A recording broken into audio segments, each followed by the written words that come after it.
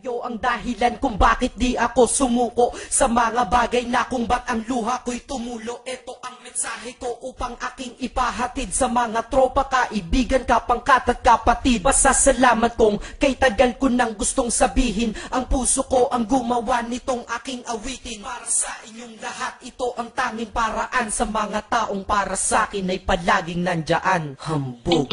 Kayo ang dahilan kung bakit di ako sumuko sa mga bagay na kung ba't ang luha ko'y tumulo. Ito ang mensahe ko upang aking ipahatid sa mga tropa, kaibigan, kapangkat at kapatid. Pasasalamat kong kay tagal ko nang gustong sabihin. Ang puso ko ang gumawa nitong aking awitin. Para sa inyong lahat, ito ang tanging paraan. Sa mga taong para sa akin ay palaging nandyan. Upang ako'y mabigyan ng kalakasan ng loob at manatili na nakatayo at di patataob na kahit na anumang pagsubok na nagdadatingan. Di ako takot pagkat alam kong may malalapitan. Pag ako ay mayroong problema na dinadala, akala ko ako'y nag-iisa, ngunit hindi pala. Alam nyo ba kung bakit?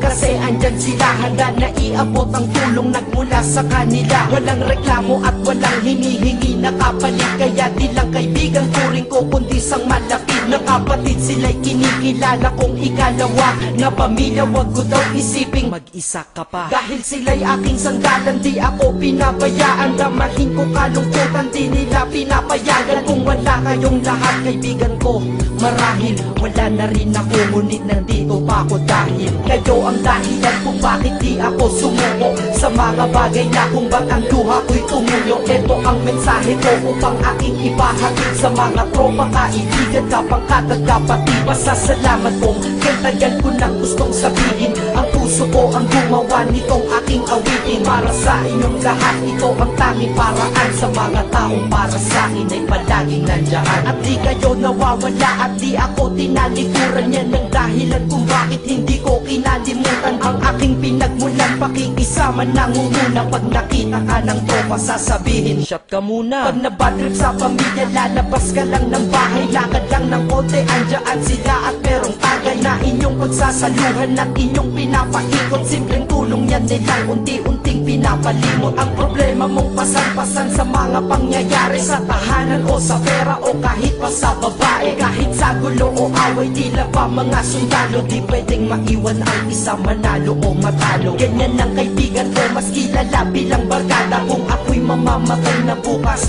ako'y handa na. At kung may ikalawang mundo o buhay para sa akin, sana magiging tropa ko kayo pa rin. Kayo ang dahilan kung bakit di ako sumuko sa mga bagay na kung ba't ang luha ko'y tumulo. Ito ang mensahe ko upang aking ipahatid sa mga tropa, kaibigan, kapangkat at kapatid. Pasasalamat kong kay tagal ko nang gustong sabihin. Ang puso ko ang gumawa nitong aking awitin. Para sa inyong lahat, ito ang tanging paraan. Sa mga taong para sa akin ay palaging nandyan. Kaya ako'y kontento na dahil kayo'y naging parte ng buhay ko. Sa kabutihan nyo, paano ko gagante? Magtatawagan ng mga tropa, kita-kita lang sa kanto. Pagkatapos didiskarte ng pitselyosi at baso. Papaikot ang sombrero para mag-ambag ang tropa. Kahit 20 pwede na, basta lamang makatoma.